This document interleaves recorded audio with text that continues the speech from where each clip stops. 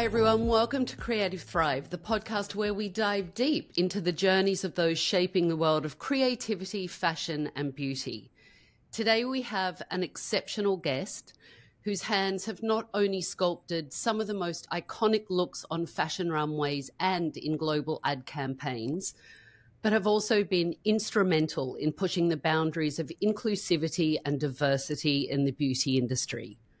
Her remarkable talent and creative vision have made her a celebrated name internationally. Known for her extraordinary range and versatility with all hair textures, she has become a beacon of innovation and artistry in hairstyling. Beyond the runway and the glossy pages of top fashion publications, she has been pivotal in educating hairstylists across over 25 countries, sharing her profound knowledge and passion for hair. Her role as a global artistic director for one of the world's largest prestige beauty brands for over a decade is a testament to her influence and expertise in the field. But perhaps something that stands out the most is her commitment to advocating for diversity. In 2020, she authored a viral guide that sparked a significant shift in the conversation about inclusivity in the fashion and beauty space, particularly concerning textured hair and Black hairstylists. Her insights have been instrumental in bringing these long overdue and crucial issues to the forefront, changing the beauty industry's landscape.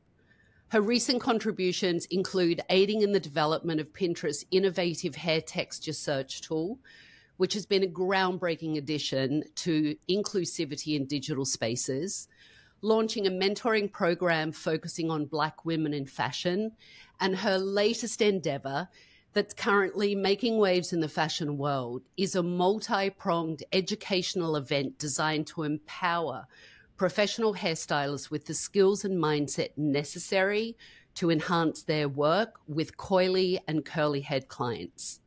This isn't just going to be an event. It's going to be a call to action and a catalyst for change, aiming to foster an industry that fully embraces inclusivity and actively advocates for equality. This will further her impact and, I believe, her legacy. Everything this woman does continues to redefine and elevate the hairdressing world. Naeemah Lafond, it is an honor to have you on Creative Thrive. Thank you for joining us and for being a beauty industry trailblazer. Thank you so much. I want to just wrap that up and take you with me. You have me crying at the onset. Thank you so much. Just hearing you say my bio is just an honor in itself. So thank you. Same. I'm so, wow, you're a powerhouse. You are a powerful woman. You really are. And it is so refreshing and so inspiring to see someone that not only has the skill to do the amazing work that you do, but also has the heart and the grace to include people on the journey, open up the tough conversations, share yourself with people, and truly make change for the better. Thank you. Thank you. How does it feel to be you at the moment? I don't know. I just feel blessed. Blessed to be able to give and share with the reach that I have. Not everyone has that. So I want to make sure that I honor it and use it well, you know? Yeah, and you are. It's actually one of the things I'm really curious about to ask you and to talk about is because you have such incredible success, well-deserved and earned, and recognition. And undoubtedly, you are a role model and a leading voice in the industry. And given that influence that you have, I'm curious, the sense of responsibility that comes with that when you have so many eyes on you, and how do you navigate that visibility, especially when it comes to your personal aspirations, your creative freedom, and honestly also advocating for diversity and inclusivity within the industry? For me, it's really important that I am careful with what I say and how I say it, but also honoring what is true to me, because there's a balance in that. Because you can speak your heart and no one can listen because maybe your delivery is off, and you're coming off too harsh, and their ears are closed, or perhaps you're just saying it in a way that people aren't quite understanding. So I always pray and meditate for clarity in what I say and how I move through the industry, because I know there are a lot of people watching me. There are a lot of eyes on me. So it's very important for me to take my time. It's taken a while for me to get to where I am in my career. And that's because everything is at my own pace, in my own time. I have not tried to rush myself to the top.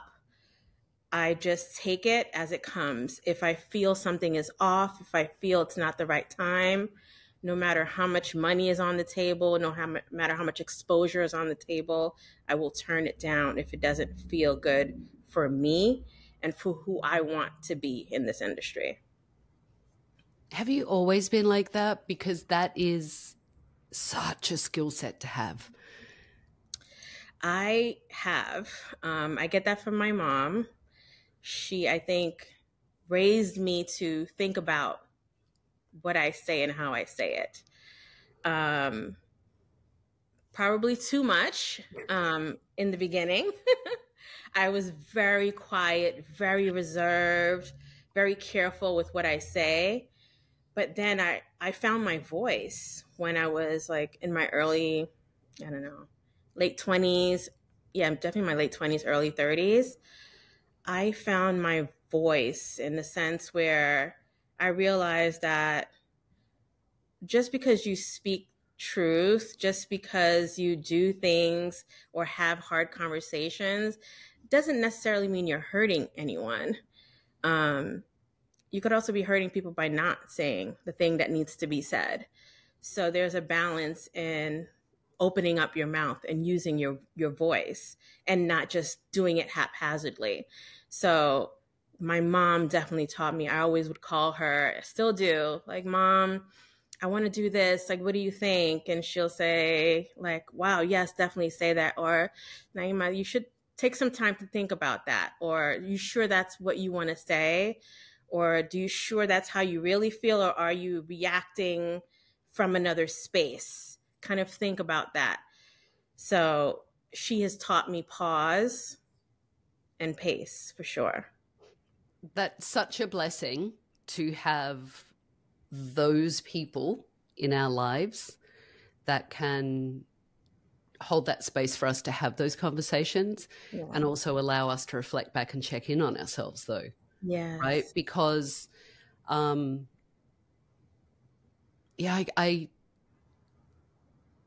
in preparing for having this conversation with you, and we have met before, I'm such a fan of your work, but really diving into all things Naeemah, which I did. So you've been part of my dreams and just constant thought the past few days.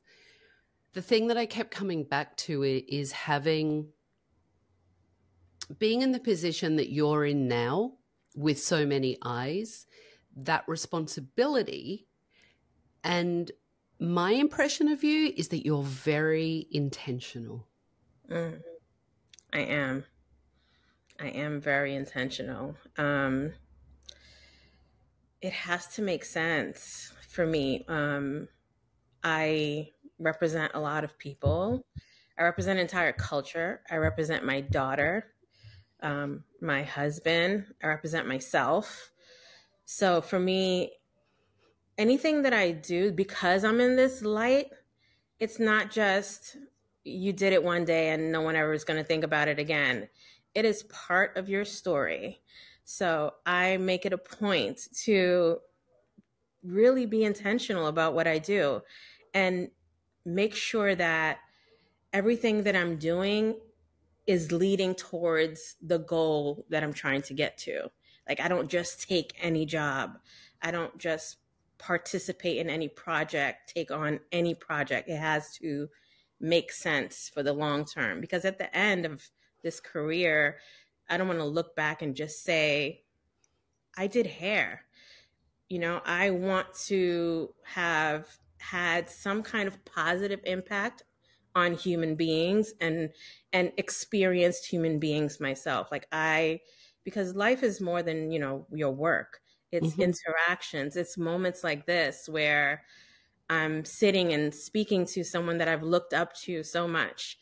It just means everything to be intentional. This taking this is very intentional for me as well, because I don't just sit in any interview, because not every space is a safe space. Not every podcast is a safe space.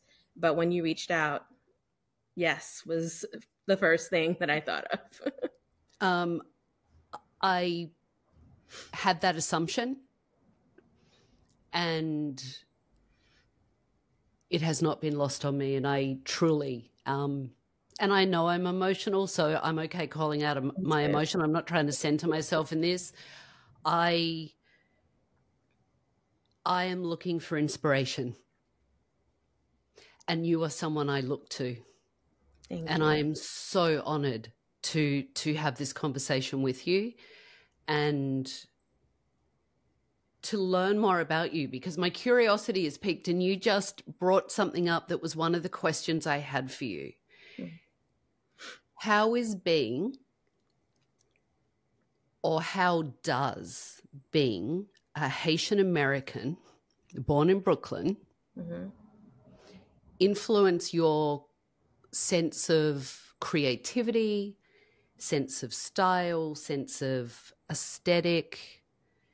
For me, it feels like it does influence you in many different ways.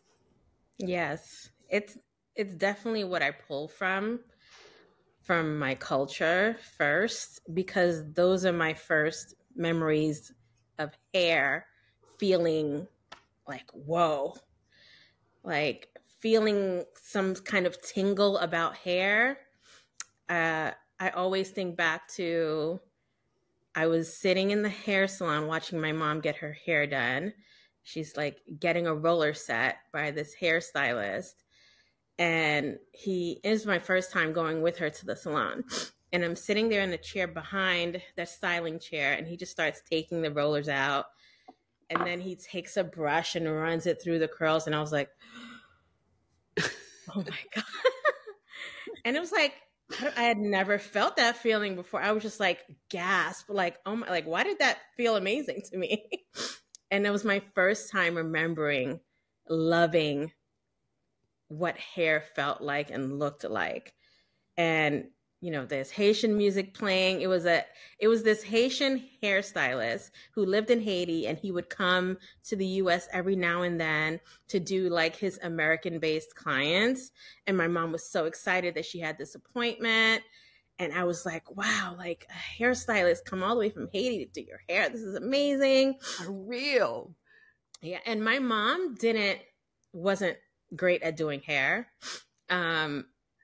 But she would always obviously have to do my hair. So I got to a point where I'm like, I have to figure this out on my own. Cause all she would give me were these like just 2 braids or like 3 braids. And I'm like, maybe like 4th grade, 3rd grade. I'm like, I need to be cute. So she's like, you can figure it out yourself. So I just started to learn how to do my own hair through just trial and error and playing in my cousin's hair. When they would come over for the weekend, I'm just like hands in hair. And also, like, I would go to a lot of cultural events. Every summer, I would spend the summer in Haiti with my dad. He lived in Haiti in Haiti. So we would go to Carnival. we would go up to like the countryside, and I would just see hair that would look so different in the way it's styled than New York City. Like women just like letting their hair just be free.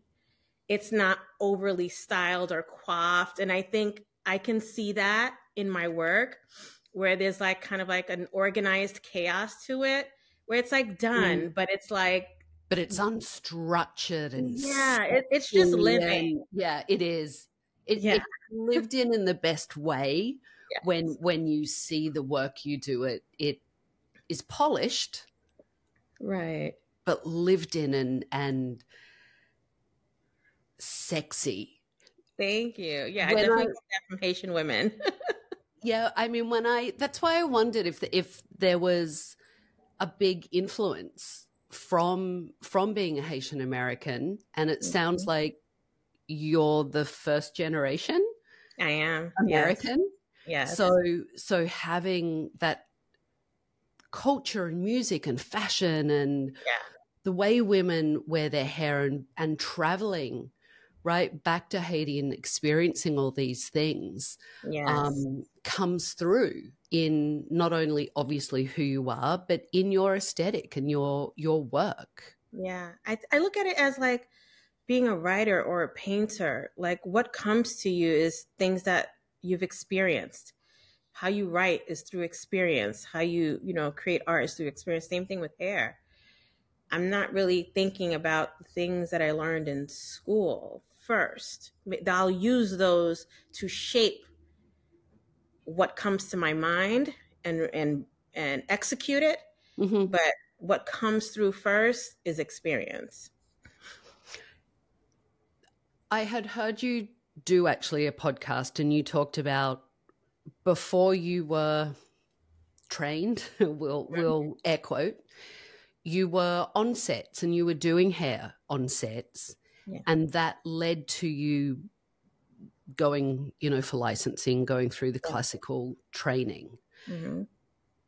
Do you think that helped you, of having no rules, like just working organically, right? What felt good and what looked good without having, don't do this, you got to do that, don't do it that way. Absolutely. Just winging it for 2 years really helped me shape my signature and who I wanted to be as an artist. And then I went to school and they're like, that's not how you do that. You do it like this or you do it like that.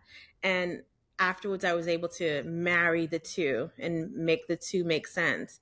But that's why when I teach today, I always tell people, like, take what I'm telling you and feel free to flip it on its head. Feel free to do it backwards. Take some parts out, rearrange it.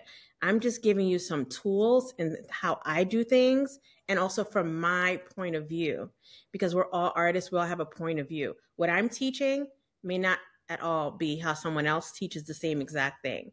And that is okay. And that's how art can look so different and hair can look so different on different people and different textures. We're all working from different points of view.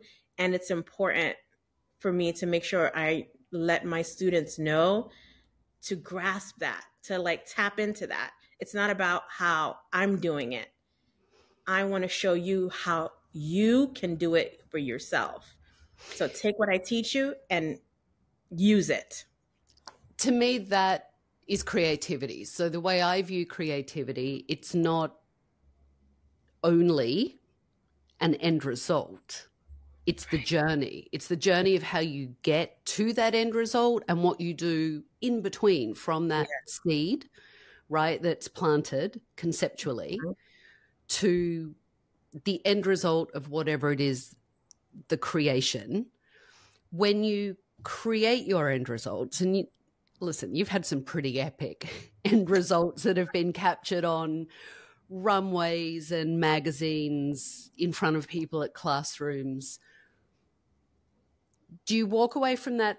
How do you feel when you walk away from that end result? Are you looking going, oof, next time I want to do this?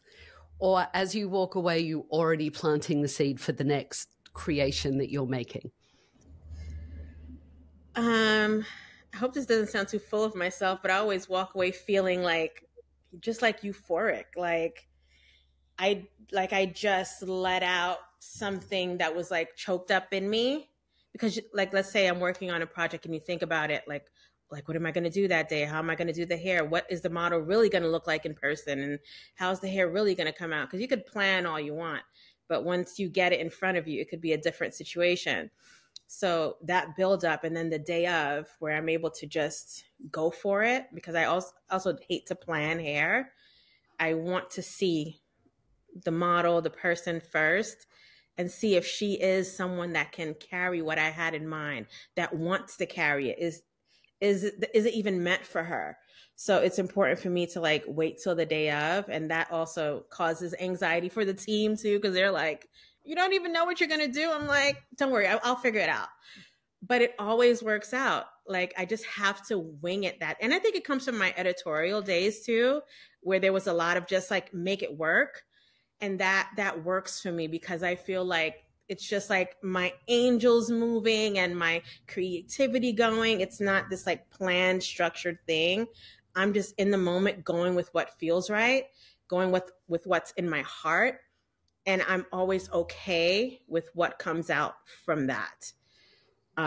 Because it's the best that I literally leave it all on the table. It's the best that I've got. I know I give it the best that I have, all of it. And I always walk away feeling like exhausted, depleted. So I'm like, I gave it all. So I don't have, so if you're not satisfied, I don't know what else to do. I love that. And there are two things that jump out at me on that. The first is, it is not full of yourself to actually be able to reflect on what you've done and say, yes, I gave it my all. I'm so envious of that. I don't have that. I walk off and I critique. Oh, hell no. I'm like, I got the stick out, beating myself up as God. I'm walking off like, oh, I should have done that differently, or I could have done that, or next time that could have happened, which in many ways I think inhibits creativity, but also just celebrating yourselves. We should celebrate ourselves. So I love to hear that. And the other thing I hear from you is creativity is fluid. Mm-hmm. Creativity is very fluid. I think when I first started off in my career, I would, like, every year, the next year, I would look back at the work that I post and I'm like, oh, let me just take that down. I'm like kind of embarrassed. But then I got to a point where I'm like, I look back at it, I'm like, wow, like there's this evolution happening, like this growth that I see. Like, I don't want to delete that. I want to let people see that it wasn't always like this, that there was a journey, you know? That's life, right? Like we should always be evolving. Yes. Our best self tomorrow could be totally different than our best self today. Yes. And that is evolution, but that is also for me creativity, because it's the lens we look through. Mm-hmm. How we view things, even challenges. Yes. It sounds like you're good under pressure. I am. Especially being editorial stylist. Yes. You've been key stylist so many times. That's Fashion Week. Right. You have to be able quick, right? Like just change. Right. With whatever is being thrown at you or is happening backstage in the chaos. Yes, you have to just be quick with it. You have to be creative on your feet, and just be able to go with the flow. It's that going with the flow and being like, okay, that model didn't show up. So you have this person instead. Are you going to like not do the show or not teach the class? No, you're going to teach it. Now you're going to teach it from a different perspective. And being able to do that also trained me, because I don't feel like there's anything you can put in front of me that would like trip me up, because I'm at hair shows, I'm at Fashion Week, and you don't know who's going to sit in that chair. You never really see the casting before. It's anyone that walks in and like, hey, I'm a model. She sits down and you just have to go for it. So I'm kind of desensitized to the ability of being just not being able to go with the flow. But it also sounds trusting, which comes back to when we first started talking, of being trusting to your talent, right? You know what to do with your hands. So you can make anything work. It doesn't matter what the situation is in front of you. Mm-hmm. But also trusting yourself. And I think that's sometimes where, especially young to the industry or young creatives coming in, haven't built up that muscle memory yet. That for me comes with like traveling and seeing that no one's perfect, and meeting so many different people and realizing that everyone has their bad days, their good days, their ups and downs. So I try not to be too hard on myself because I've seen and met and experienced so many different things. And I used to be so self-conscious about being on stage or, just like interacting with people. But with all of my travel and all the people that I've met, I'm like, I'm normal. We're all normal. Everyone is just trying to do the best they can with this life that they have. So there's no need for me to think too hard about how I'm going to show up. I'm going to show up with what I have, and it has to be what it is. It is what it is, Well, that is what, it's one of the things that I adore about you, is that authenticity shines through. It's not an act. It's not play. It is you. And even in that evolution of seeing your work and seeing what you do, you can see that it is always true to you and true of what is happening. Right. And in that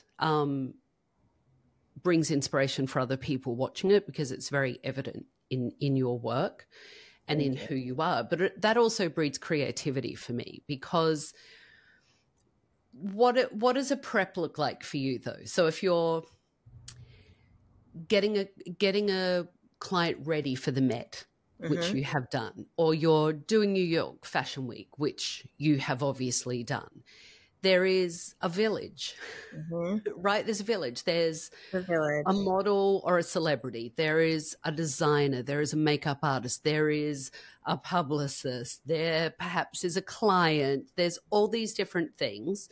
Yeah. So that is a conversation of collaboration on a vision. Yes. But again, there has to be that fluidity and that authenticity and that flexibility. So how do you marry those two to make it cohesive for everyone? I think it's been helpful that I have clients and relationships with designers who trust my vision and who hire me for how I do what I do. Because that's always, like, in the beginning of my career, was something that would make me nervous. I always felt like I did things a little bit off, a little quirkier than other people. And when someone would hire me for a project, in my head in advance, I'm like, I hope they don't want me to do it like this person does it, because I can't do it like that. I do it like this. And when I get there, I'm like, what do you want? And they're like, do that. Like, do what you usually do. That's what we want. We hired you to do what you do. So I've been blessed in that sense, where I think my look, my aesthetic kind of is in a specific way, where if you're hiring me, if you're wanting me to work with you, it's because you want a bit of that aesthetic. So that's helpful. And it's also helpful that I have great assistants that go with the flow with me, where I'm like, ladies, I don't know what we're doing today, but we have hair prepped for any and everything. We have all the extensions. Bring it all. Yeah. We have several like luggage of kits. We have everything ready to go just in case. Because you could also have like your own vision. I can come in thinking like, okay, I think we're going to go in like this direction. And then we get there and the dress that was supposed to be the dress has changed. So now I'm the one pivoting. It's not necessarily even the client where I'm like, ooh, what I had in mind doesn't really go with this. Mm-hmm. So forget the big and curly. We're going to do like a straight, sleek bob. So we need like some straight extensions. We need the flat iron, all the things. So for me, it's always coming because I know how I just can be random, always coming prepared to go in any direction and not plan for the one thing that I thought was going to be the thing. Are you a planner? You strike me as you're on the fly. I know how busy you are. We all know how busy you are. We can see all the travel and all the work you're doing. So it sounds like you're always on the go, but you strike me as a little bit of a last minute person. Is that true? Yes, I am. You caught me. Yes. I was like literally jumping out of the shower 15 minutes before our call. But yes, I'm not a huge planner because I feel like life doesn't really go with the plans most of the time. So I kind of just wait and see how I feel. I mean, that doesn't work all the time, especially when you're, doing business. So it's great for me to have business partners that are more planners and I can just like be in my creative space, my zone where I'm like, that doesn't feel right. Or, I'd rather do this. But for me, it's really about feeling it. Like I could have this like thought about doing something. Like I wanted to do this texture on set class last year. And I'm like, I can't do it. Like it doesn't make sense right now. I just don't understand why. And then something happened. Like I posted something about like at a hair show with like this girl with like the yellow fur coat. And everyone was like, you should do a masterclass. I'm like, oh, like, whoa, okay. Like that's the moment that I needed because I was like so unsure that is it the right time in my career? Am I qualified to teach a masterclass? Like all the things were going through my head. But that kind of like validated for me. So hell yes, you are more than qualified. And I want to talk about texture on set. It feels really big. Like it feels for me, again, on the outside, looking at the social media posts and seeing what you're posting, going to your website, it feels big and it feels exciting. Thank you. And it feels like it's going to change a lot of things. Wow, thank you. I didn't envision it to be in my head. It was like a 30-person class. I'm like, oh yeah, just a little classroom, like nothing crazy. I'll get a model.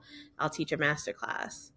But the feedback that I've gotten has been so overwhelming. The support that I've gotten, the sponsorships that have been coming in, I'm just like shocked, honestly, where I like reach out to a brand and they're like, yes, absolutely, for sure. And I wasn't expecting that for some reason. I just wasn't expecting that. I was telling my husband, I'm like, I know I'm going to spend a lot of money on this class, like a lot of out-of-pocket money because I'm going to like get my own models. I want it to be a nice space. But surprisingly, the industry is right there supporting me through all of this. So as they should be. Lord, thank you. As they should be. It feels, again, intentional. Yes. Right. And we've already talked about the fact that you do things with intention. So it feels intentional. One of the biggest things for me that felt really intentional about it is that it's in Brooklyn. Yes. Yes. I wanted to be in my safe space. Yeah. where I grew up, where I learned everything that I know. And I've taught everywhere except for Brooklyn. You know, Really? I've never taught in Brooklyn. No, I've never taught in Brooklyn. Um, well, I've done like internal classes in Brooklyn, but not like, no, Nothing I've never big. done nothing big in Brooklyn. So I'm really excited about that. The intentionality for it for me is like, I see a lot of the feedback from models and people in the industry about the lack of understanding of texture when it comes to fashion. And we are seeing a lot of great educators address texture education, but a lot of it is for the salon, which is absolutely needed. One of the Mhm. biggest gaps that we have right now because of the lack of education in beauty schools. So a lot of people are doing a lot of great work in that space. But I wanted to zone in on my fashion girls, like because that's the area that I know about. That's where I have the experience. So I never want to teach something that is not from my background. I never want to teach something that I can't fully speak to with all my heart. But this texture on set in fashion is something that I feel like I have a lot to offer on, a lot of information, a lot of experience. And I think it needs its own attention. I think it needs its own spotlight. Um, Yeah, it's I agree. important. It for me, same but different conversations. Mm-hmm. Right? The conversation is the same of it's about time. Mm-hmm. It's about time. The Yeah. conversations are being had, Yeah. and the experts that I see and I admire and I follow, um, like Kia, right? In Yes. a salon space, Right. amazing educated, doing incredible work and education in a really needed space, but then different to this space that you're doing. But Right. all of it is so incredibly All of valuable, it. All of it. All of it is needed. and all of it is needed. Yeah. We can all advocate from different spaces, from different points of view. All of it is needed to get a full understanding, a full scope of the issue, because we can't all just speak from one point of view, because it's not just being experienced from one point of view. So it's important that the leaders in each space can speak to it, like Tippy and Pakila Mhm, with Textured Hair Elevated. They're mhm. doing some great work as well. So all of the voices are key. What what do you hope to create with Texture on Set with the initiative, and what impact do you hope to have on fashion and beauty industries? With Texture on Set, I want to create a safe space for models with textured hair. I want hairstylists to have a full understanding of what it means to create a safe space for a model, to make a model feel um, important, to make her feel seen. I want to show what that looks like and show what that feels like. I want to make sure that hairstylists, whomever, black, white, whomever, know that we're all in this together. We don't all know everything, right? Hmm. And making sure I'm creating a safe space for that conversation too, because I never want anyone to feel like, is this like, a space where I'm going to feel like bad about myself or bad about the fact that I didn't learn textured hair in school. No, let's call it a blank slate. We're starting from today. We're going to figure it out as of today. So if today you take what you've learned, you absorb it all, and you use it on set, you use it with the girls in fashion, that is all I can ask for. That is all I can ask for. And you learn it to grow and to be Yeah. inspired, Yeah. right? To I can't imagine how, and I'm curious, I'm going to want to talk to you after, even in a DM after text you're on set. I'm curious to see how you feel when it's over, especially being in Brooklyn and especially with all the response that you've had, and then what that next iteration's going to be. Right. Because I have a feeling the next iteration, probably there's already a seed that you've planted somewhere inside yourself, even if you haven't given it the time or attention yet. Right. I know there's something coming. I know there is. I can feel it. It's like I can feel it in the back of my head too. Like it's become like a beast that I didn't even like they say, you plan, God laughs. Like it's way more than I expected it to be. I'm way more than I expected to be in this. I am showing up and being so creative and having so many ideas and expanding texture on set in ways that I didn't see myself doing. Because like I said, I thought it was just going to be this small masterclass. But as it evolves, I'm evolving with it. I'm learning different things. I'm using experience that I've learned in working with beauty brands for the past 15 years. So that's what you see when you see that it feels big. I learned to do that.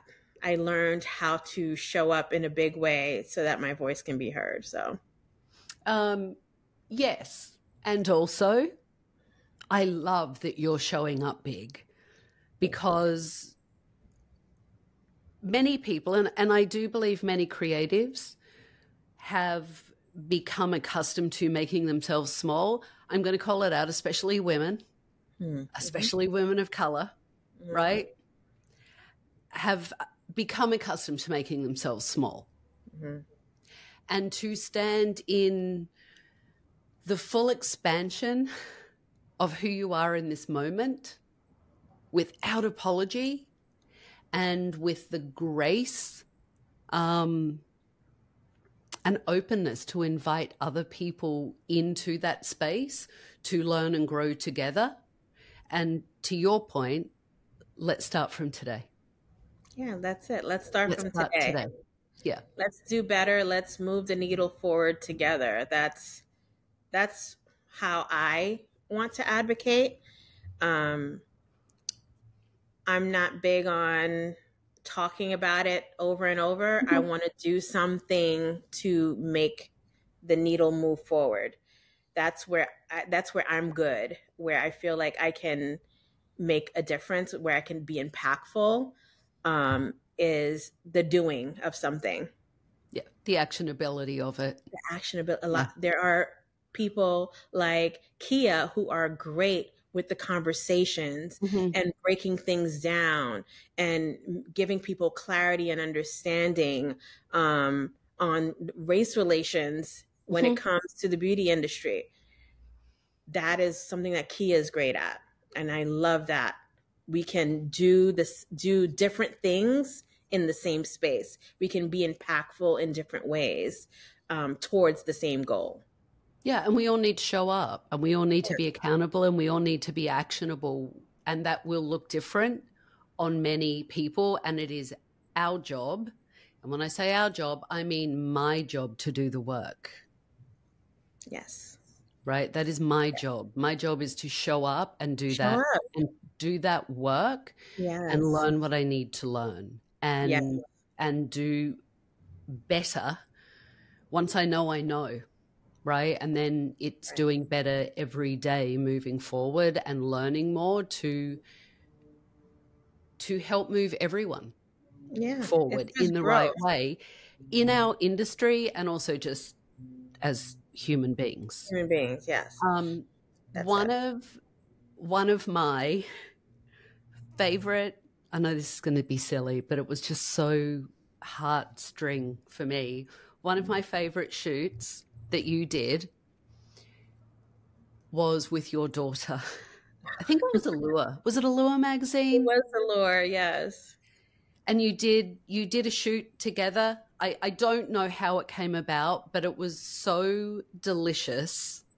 Thank you. And so cute to see the two of you together. I'm really curious, how do you balance that? How do you balance that mum, wife, you with this rock star of a creative that's traveling all over the world and doing all of these things and planning these things? How do you bring that together to work for you?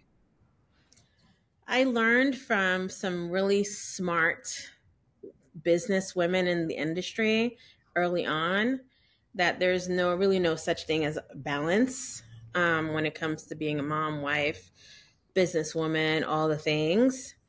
It's really about showing up your best self when you're in that moment. So when I'm with my daughter, I'm like fully with my daughter. I'm in mom mode, sitting on the floor, playing with Barbies. When I'm at work, I'm in work mode. When I'm in my creative space, etc. Just showing up as your best self and wherever you are in the moment, because that is all that you can do. But I also make it a point to keep her a priority as I navigate my career. Because when she's not good, I'm not good. Mm-hmm. I'm just not good in my heart when she's not okay. And also, it just doesn't work for my work. If I'm not in a good mental space, my best creative self won't show up. So it's important for many reasons that I take care of her, take care of home first, make sure home is good, home is in a good space, because home is my heart, and my heart is also where I pull from my creativity. So if that is in chaos, then I just won't be able to show up well creatively. So she pretty much navigates what I can do and cannot do. For example, I remember my husband and I went on a vacation, like just a couple's vacation, the two of us, for a week when she was 4. And we came back from that vacation and she was like upset that we had gone away that long. And the following week, which maybe not even the following, like 5 days later, I was asked if I could fly out to Grenada for a shoot. And my husband never says, don't do that. That's not a good idea. But this time he's like, no, she is going to lose it. Like, do not. And I did. I called them and I'm like, this is like literally would probably be the best shoot of my career in the moment, but I can't do it. I just have to say no because I have to be home with my daughter. And the great thing about that is that they're like, we need it to be you. So if you need to get a nanny and fly her out with you, we just want you to come. And I was like, wow, like, look at that. I prioritized her and I was still able to navigate through. It's going to work. You know, you can say no, you can let doors close. Whatever's supposed to happen is just going to happen anyway. Whatever's for you is going to be for you anyway. So do what feels good in your heart. And that's why it's important also for me to not navigate through my career in any negative energy, like doing, cutting throats and, stabbing people in the back, doing all of that, because that's not going to get me anywhere good. That's not going to be good for my career. I want to give out what I want back. I want love. I want peace. I want a unity. I want connection. So I try to just do that and navigate that way. If it doesn't work for some reason, if doors close because I'm not showing up in a certain way, then I just let them close.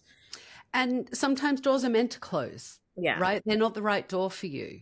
Mm-hmm. Like I love what you said about your daughter. I couldn't imagine being a mum and being on the road and doing all of those things. I know what it feels like to be on the road all the time and living out of suitcase and dog tired, right? Or feeling poorly because you've just got off a flight and Right.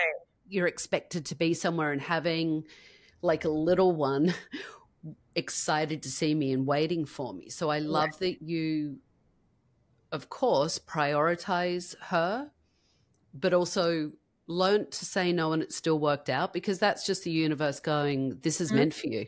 Yeah. It doesn't matter. Again, it's being creative, because there is always a solution. Creativity to me at its kernel, at its core, is looking at things in a different way and solving whatever challenges could be there, or not even challenges. It's just looking at it through a different lens. Right. And finding a different way of doing things in your own way. In your own and way. Making it happen in your own way, with your own special secret sauce that is you. That's so important. When you say that, I think about the fact that you should never look at anyone else's career and their path and how long or short they took to get to certain spaces, because all of our careers look different. It's all different. It's just all about your journey, all about you, your life. Life's going to have ups and downs and twists and turns. You have to follow your journey and not look to the left or right and see what anyone else is doing. Because if you're too focused on that, you'll never think you're getting anywhere. Meanwhile, you're probably like blazing a trail. Agreed. And then I think you become so hard on yourself, because we put this, especially now with social media, and which is wonderful, and also not wonderful at times. Right. But people look at what is in front of them, or what's being put on the gram, or what they're seeing, and thinking, oh, well, that happened overnight. Look at that. That didn't take any time at all. Look at that. That was so quick. Why am I not fast? Why am I not there yet? Right. Where's my time? And your time comes when it's ready, when you're ready to accept it sometimes. Right. I try to tell my assistants that, or the girls that I mentor, that what you're looking at on Instagram and the careers that you're seeing that are blossoming, there's a lot of hard work that goes into that behind the scenes that is not really the cutest thing that people want to post, So you probably won't see a highlight reel about it. I try my best to show like my early days, or talk about when I first started, just so people can see that it's not an overnight thing. Because if I glamorize the overnight success, I feel like people will look at what I do as unattainable, as, well, she just got lucky. So I don't know, if that's going to work out for me. That is one of my, getting lucky, or you're so lucky, is actually one of my pet peeves, because often it translates, right? It's personal for all of us. But when I hear people say, oh, you're so lucky, or that person over there is lucky, the implication for me always feels like there was no intention or work or passion that went into it. It just miraculously popped up, right? Without all the things that go into it. And it strips your career of, it does, all of the things that you did to get to that point. So I never want anyone to look at me as lucky. I want you to know that I've been at this for a very long time. Yeah. And I love that you're transparent on social media, and some of the posts that you've put on, including early pictures of working in your basement and leaving a position and not quite knowing, because it helps us all to look, and it gives people hope, and it gives people inspiration and something to work for. And I think that's one of the things we need, especially in our industry, to not give up, to keep going. Yes. To follow that passion, to follow those little breadcrumbs on the path of where you're going. Even if they don't seem logical, just keep following them. Just keep sniffing them out. Right. Because it's not going to feel good all the time. And I think sometimes people think that just because it's not feeling good in the moment, this is not the right path. that's not necessarily what it is. If it doesn't feel good in the moment, maybe it's just a hurdle that you need to cross. Maybe you just need to push that door a little harder. Maybe you just need to go a little harder. And then you'll get to like, whew, okay. Yeah. Wow, that was a year, Yeah. But you have to get through that sometimes. It's not, you don't get your feet in the mud and say, you know what, I'm just going to back out. Sometimes you have to just like trudge your way through that and get to the other side. It makes it feel even sweeter when you've really put your all into it and you've made it out on the other side. Well, and it also I think it reminds us of what we're made of. Yes. Right? It reminds us of, oof, that's what passion feels like, or that's what grit and tenacity feel like, and determination or courage, right? It keeps us going. As we're getting ready to wrap up, there's a project that you were on that I'm really curious about. I think it perhaps was unexpected to a lot of people who maybe weren't paying attention. Your work was featured on the CMAs. Yes. And for anyone that doesn't know, CMAs are the Country Music Awards. Yes. And you work with Brittany Spencer. Yes. Madeline Edwards. Yes. And Mickey Guyton. Yes. It was unbelievable. I think I reached out to you straight away when I saw that. Like I teared up watching them. It was such a powerful presentation. They sang Love My Hair, a song about Black hair pride and self-acceptance and self-love. What did that feel like for you to be picked as a creative in such a pivotal moment? That was a big deal for me. That was definitely a big deal. I remember what sticks out to me about that experience is how emotional everyone in the room was. From, her teams, to her agents, to her creative director, to assistants, to myself, makeup, everyone was just like tearing up just as we're just like getting ready, because we felt the weight of the moment and kind of feeling like, wow, like this is one of those the first time moments. And also the pressure of, this is the first time, you have to get this right, this is the first time, all eyes on you. So I was a ball of nerves. I was just like, I barely slept the night before. It was one of those, like, you set your alarm like 5 million times to make sure you don't sleep through anything.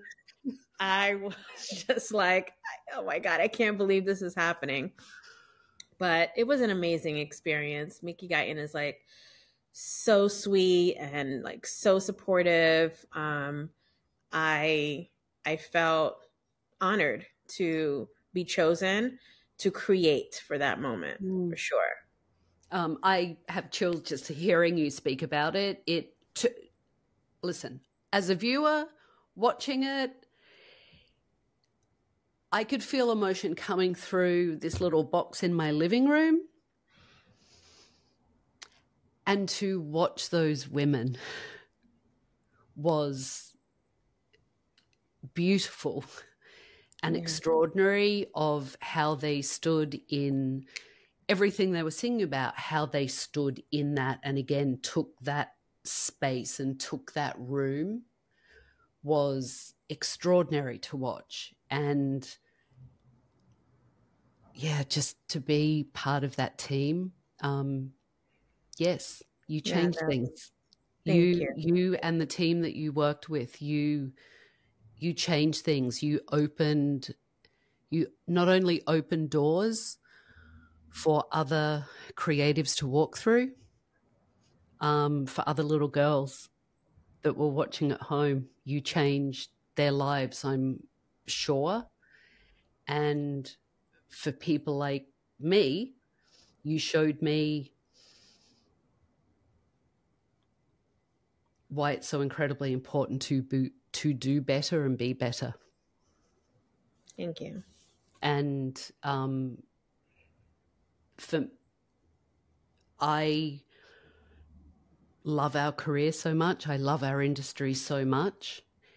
And to be able to see, and I'll say this, and you all can get mad at me if you're listening at home and whatever, you'll get over it. To see strong, empowering women that are blazing trails, and being supportive along the way and lifting people up and holding out your hand to other people and telling them your story along the way is just so incredibly inspiring and feels really special to witness. Thank you. Really special to witness that. Thank you so much. And we don't do that enough. We don't do that as women enough. We don't do that as creatives and professionals enough to hold out our hand and say, come. I'll unscrew the door, or I'll blow the ceiling off. Yeah. Now come. Come, yeah. Just come. It's important. Like leave the door unlocked. Let someone come right behind you, you know? It's very important to do that. I think the more you do that, the more you get in life too. The more you reach out your hand and pull people with you, the more you give, the more you get. It's just, I feel like just like how the universe works. So it's always top of mind for me to figure out, how can I give in this moment? How can I be better in this moment? How can I make this more than being about me? How can I expand this moment in a way that is most impactful for people and not just myself? So, and you are. And at this point in the podcast, and again, thank you for your generosity, I like to wrap up with my top 5 tips from our conversation today, because at this point of the podcast and the adventure that we've had, and what I believe is the experiment of creative thriving, which looks very different for all of us. It's a peek behind the curtain and learn from beautiful creative souls about how they thrive in this insanely creative and crazy universe of ours. And honestly, I am looking to reconnect with my own inner creative light. God, why do I do this? And to be inspired again. Thank you. So I want to thank you for being here. And highlight my top 5 tips to thrive that I'm taking away from our conversation together. And the first one is on boundaries and self-preservation. If it doesn't feel right, if it doesn't make sense, no matter what's on the table, how much money or prestige, if it doesn't feel right, don't say yes. That's right. I stand 10 toes down on that. Absolutely. I love that. And on self-awareness and communication, you said pause and pace, right? Pause and pace. That's going to be a new favorite. I'm going to borrow that, if that's okay. Your mum taught you to speak your mind, be true to your heart. And yet she said that you said that she taught you to pause and pace. Right? I'm going to take that forward, because I just think that is such a succinct and profound way to actually word it. Mm-hmm. And I'm just going to do a shout out and say thank you to Naeemah's mum for that one, because myself and everyone listening, we might have to put that in our vernacular now. Yeah. On the fluidity of creativity, to honor its evolution. And don't look at your past and don't look at your past work or something that isn't enough for today's vibe. Look at it as part of the journey of how you got here right now to this level that you're at. Absolutely. Look at the full journey. Embrace the full journey, the full picture. It's a story. You're writing a story with your life. Don't start it at today. Yeah, if we can all just remember that as we go through every day, because we are writing stories and we really are everything in that story. We truly can get to sculpt and create it however we choose to. And the other one that I thought was profound you talked about is on moving forward. Just because it doesn't feel good in the moment, it doesn't mean it's not actually the right direction. Sometimes you just need to power through to the other side to learn, to grow, and to thrive, right? Absolutely. Sometimes you just need to just put your head down and go. Go as hard as you can possibly go. Like it's your last mile and you just have to push through. Just put your head down and do it. You might upset some people. Some people might not like that you don't have time for them, that you can't go to parties or show up to a Saturday morning baby shower or all the things that life entails because you are so head into this career. That's okay. Be obsessed with it. Be obsessed and stand in it, and you will see what you can do. I love that. In Australia, we call it head down, bum up. We call it being the buck.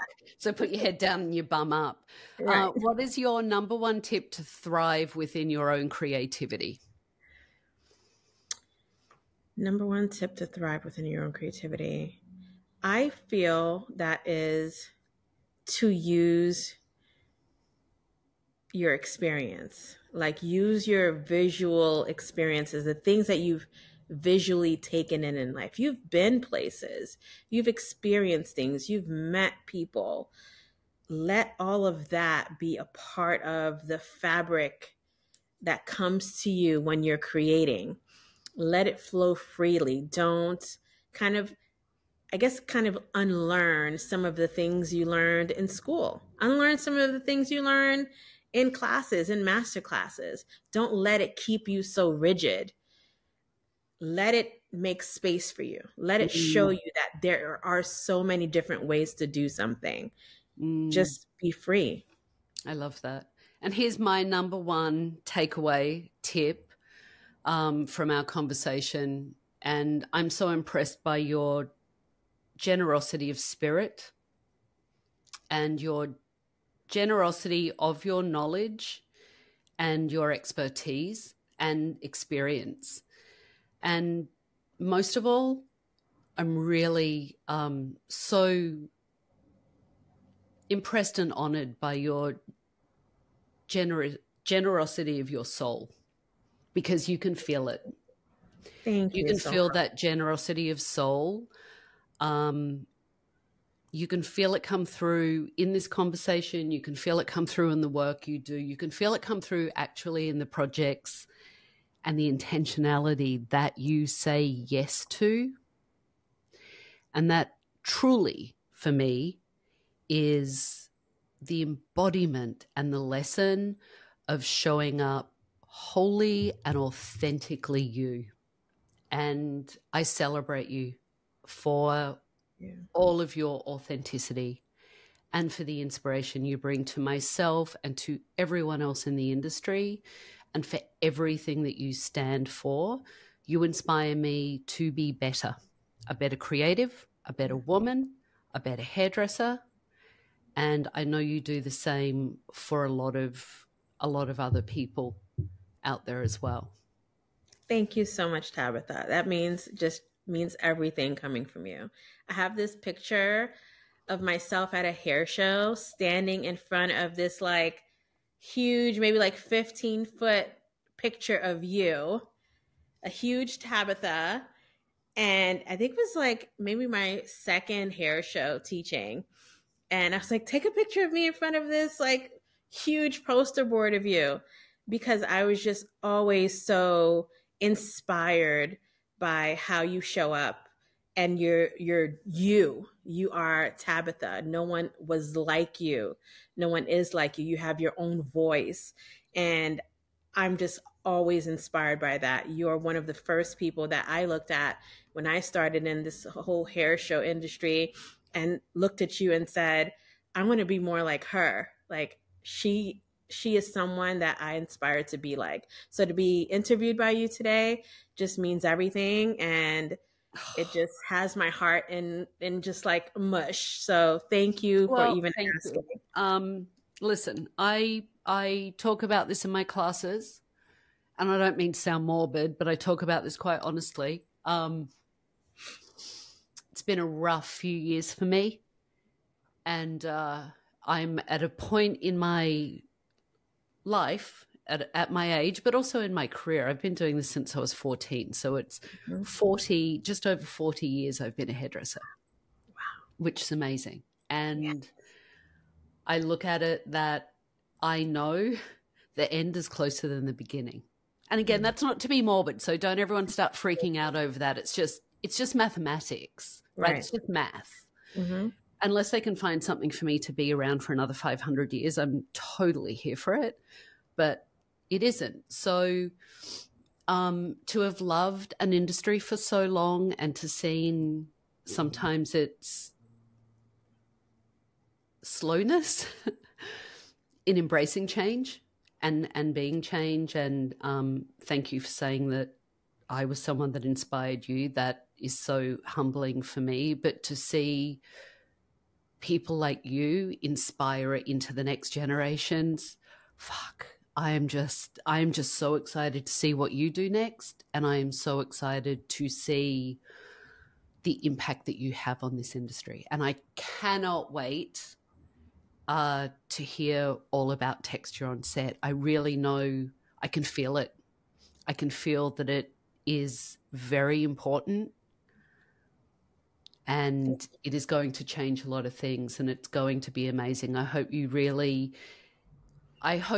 for you, take the minute. And I know you said you do, but I hope you really let this one land, especially because you're at home.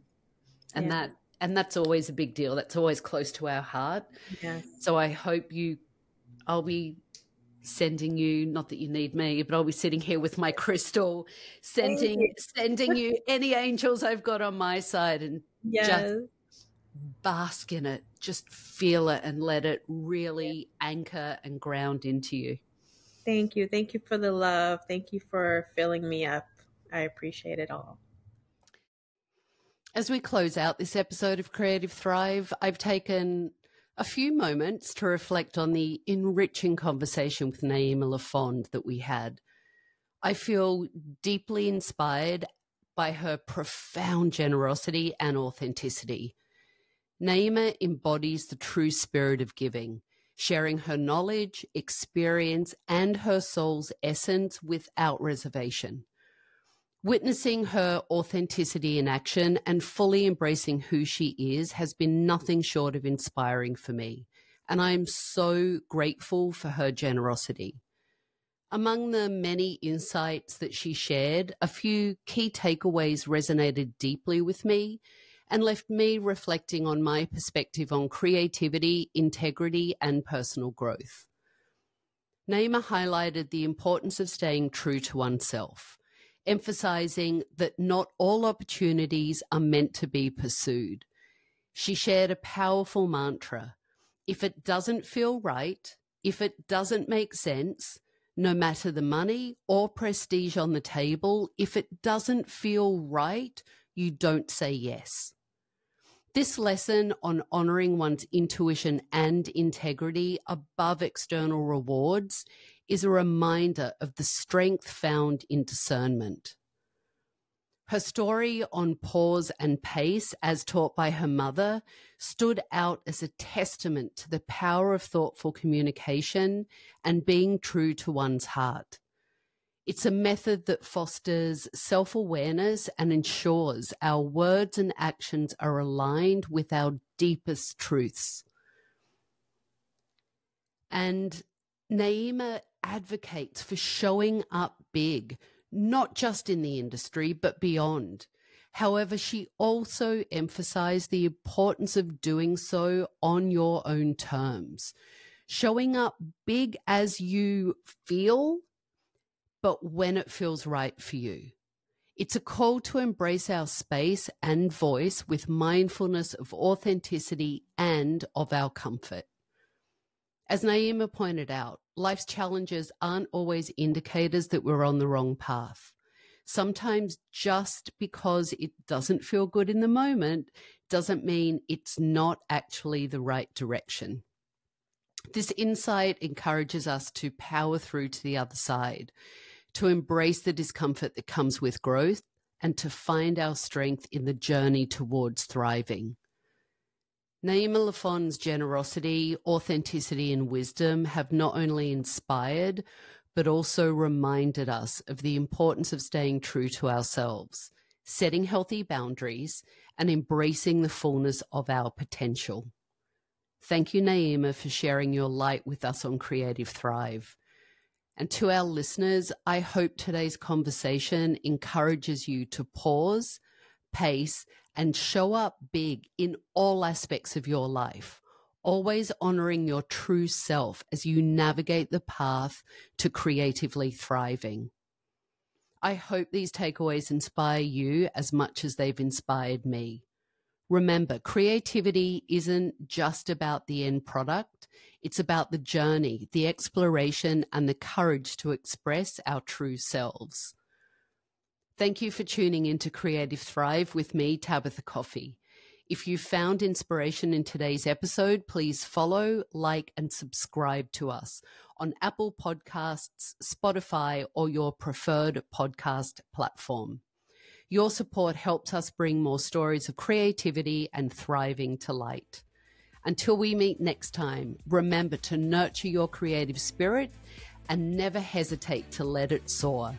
See you next time on Creative Thrive.